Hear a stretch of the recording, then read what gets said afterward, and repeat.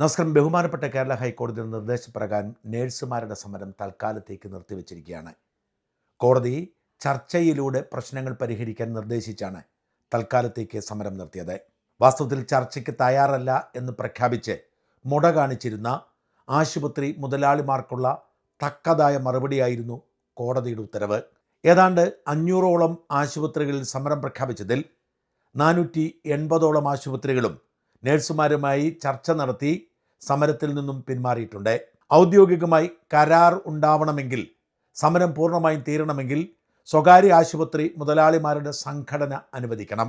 എന്നാൽ അതിശക്തരായ ആശുപത്രികളുടെ നിയന്ത്രണത്തിലുള്ള ഈ സംഘടന അതിന് വഴങ്ങാതിരുന്നപ്പോഴാണ് ഒടുവിൽ ഹൈക്കോടതി ഇടപെട്ടതും ചർച്ചകളിലേക്ക് നയിച്ചതും.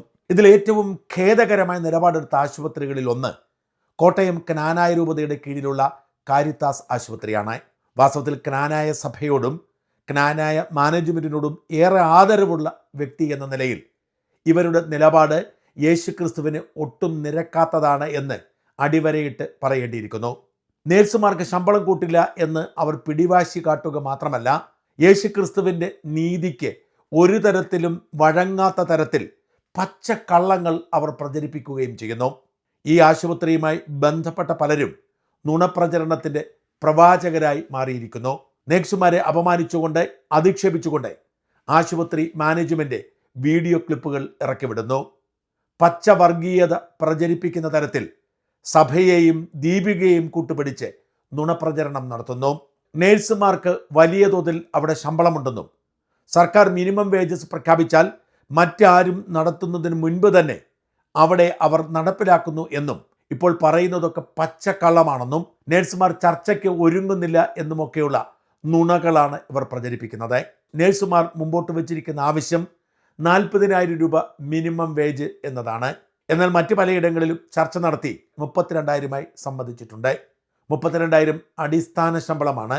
ഈ 32,000 മുതൽ 62,000 വരെയുള്ള ശമ്പളത്തിൽ ധാരണയിൽ എത്തിയടുത്ത് കാരിത്താസ് അതിന് വഴങ്ങുമെങ്കിൽ പിന്നെ എന്തിനാണ് വിസമ്മതിക്കുന്നത്?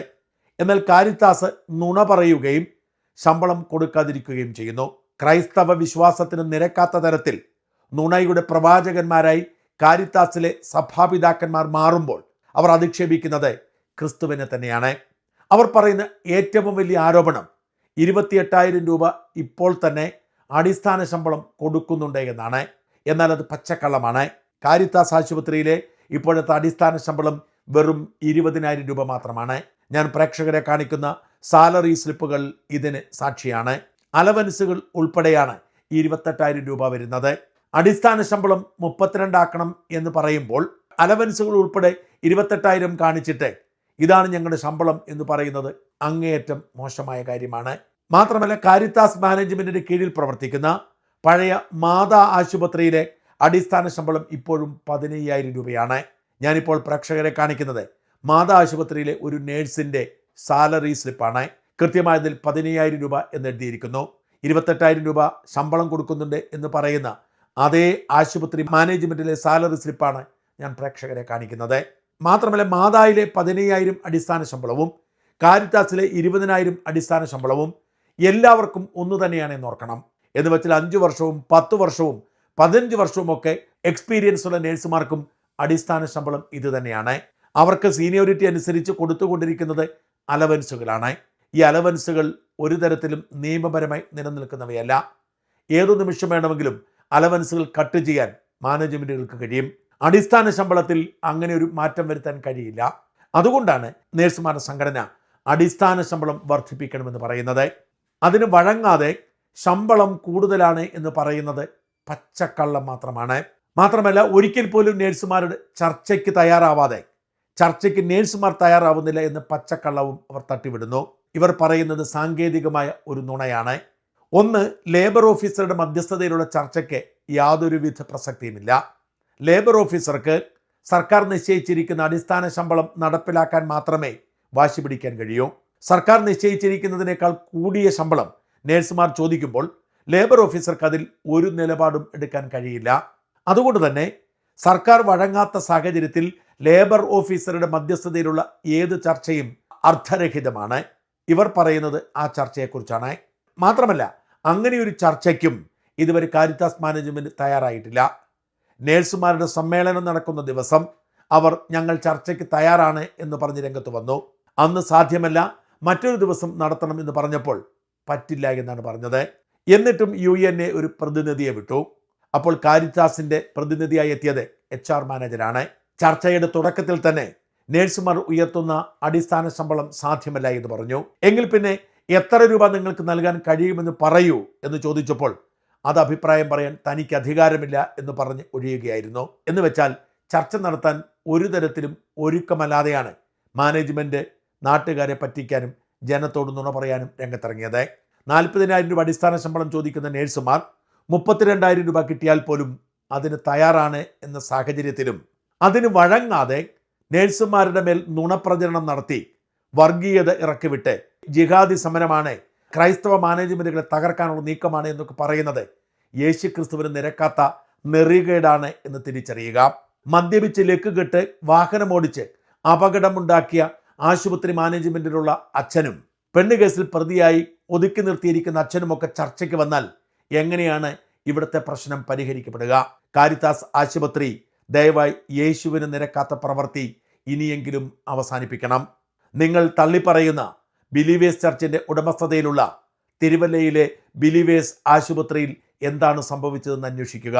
നിങ്ങളുടെ അത്രയും വലിപ്പമൊന്നുമില്ലാത്ത ഓർത്തഡോക്സ് സഭയുടെ പരിമലയിലെ ആശുപത്രിയിൽ സംഭവിച്ചത് എന്താണെന്നും അന്വേഷിക്കുക.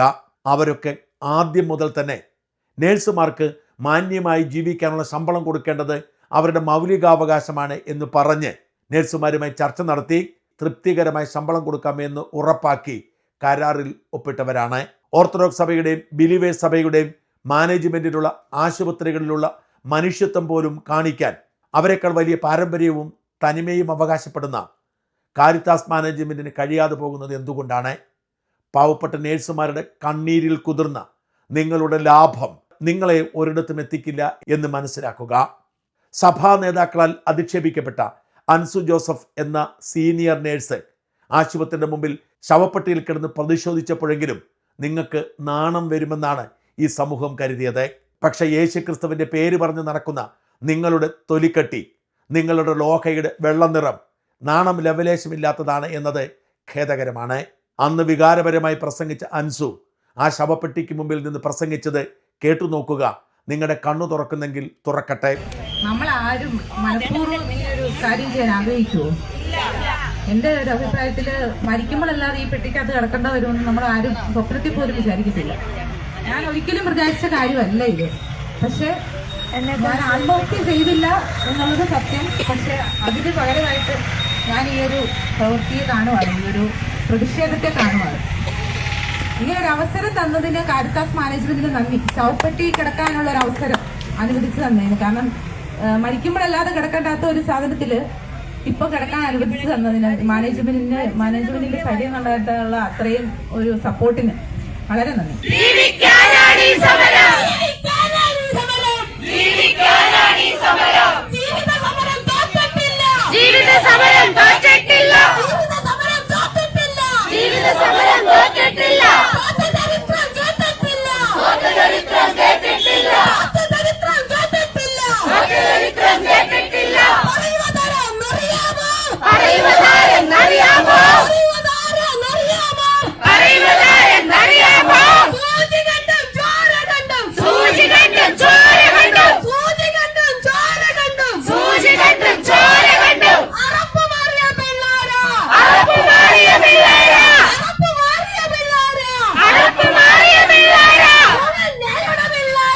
UNA